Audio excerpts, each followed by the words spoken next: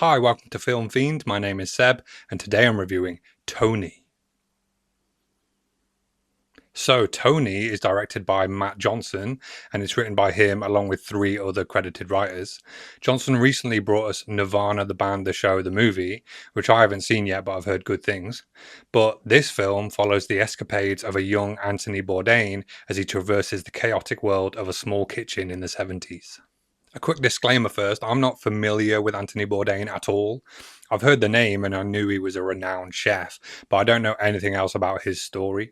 Anyway, I would describe this film as a comedy, drama, biopic, origin story or something. Just from that description, you can tell that it's quite a hard film to categorize. It's not a true biopic in the way that it only explores a small portion of Bourdain's life, pardon the pun. This film has an interesting mix of ingredients, pardon the pun again. It takes place in Provincetown in the 70s. There's some great needle drops, really good cinematography, and fantastic performances.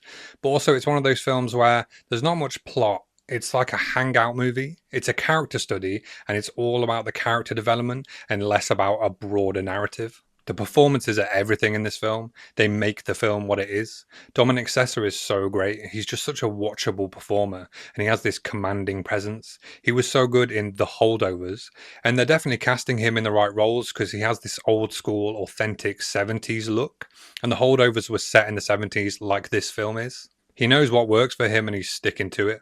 All the peripheral performances are great as well. Leo Woodall puts in a very intense performance as this unhinged womanizer. But the beating heart of the film is Antonio Banderas as the head chef. His presence and his voice is just so intoxicating, and he really grounds the film. He stops it from flying off due to all the anarchy that surrounds him. His character kind of commands respect and is the central mentor figure. And thematically, that's what this film is about, really. It's about how Tony is shaped by those around him and about how he's affected and molded by the de facto mentor figures he acquires in his formative years. In a way, it's a found family type story, less about coming of age and more about maturing. It's about becoming the person you're going to be for the rest of your life and discovering your true passion, and about how your experiences, good or bad, help shape and inform who you are. It takes place during a period of time that everyone goes through in their life, where they're leaving teenagehood and entering adulthood, and it examines the pitfalls of that epoch in Tony's life, where he eventually learns from his mistakes and discovers who he is. In a way, this film is quite subtle with how it explores these themes. It never rams them down your throat.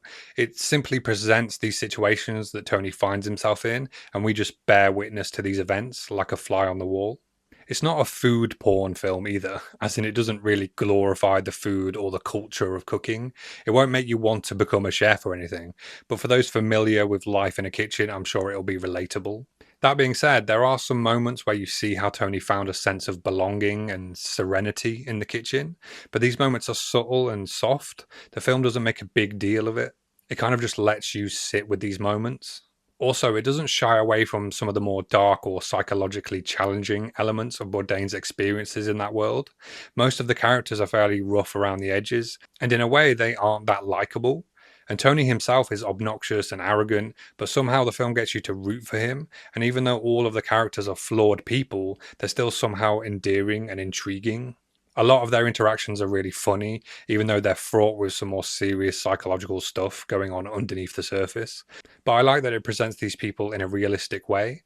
A lot of it feels off the cuff. And apparently, Johnson did let the actors just improvise a lot of the insults and the contentious arguments, which gives it an authentic quality. The script is really good as well. The dialogue is sharp and blunt, but it's not without its moments that are kind of quietly profound in terms of psychological insight. And I think some people will really be able to relate to the realizations Tony has about himself and his relationship with his family, and how parents inadvertently inform us about who we want to be. I really like the music in this film as well, not just the needle drops, but the original score. There's this reoccurring piano theme that's quite melancholic and kind of ties it all together tonally. And for me, this is one of those films where you just kind of settle into it. You settle into its rhythm and find yourself completely immersed in the world of the film. So yeah, I thought this film was great. It's not totally groundbreaking or anything. It's an old school character study, the likes of which we don't get that often anymore. It's a simple and kind of old fashioned film. It's charming despite the characters being quite abrasive, and the character development is totally compelling.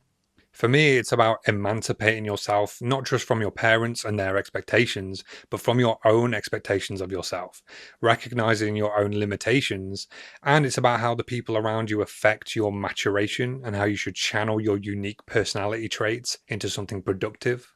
But of course, this is all delivered through the lens of Anthony Bourdain's real life story. If there's a flaw, it's that it probably won't leave much in the way of lasting impact. It's totally enthralling when you're watching it, and it's fairly insightful, but I doubt it'll be anyone's new favorite character study unless they're a massive Anthony Bourdain fan or something. It's not the new seminal biopic. It does feel familiar, like the kind of film we've seen before. But if you find interesting character studies compelling, regardless of the genre or regardless if it's a real life person, you'll definitely like this film.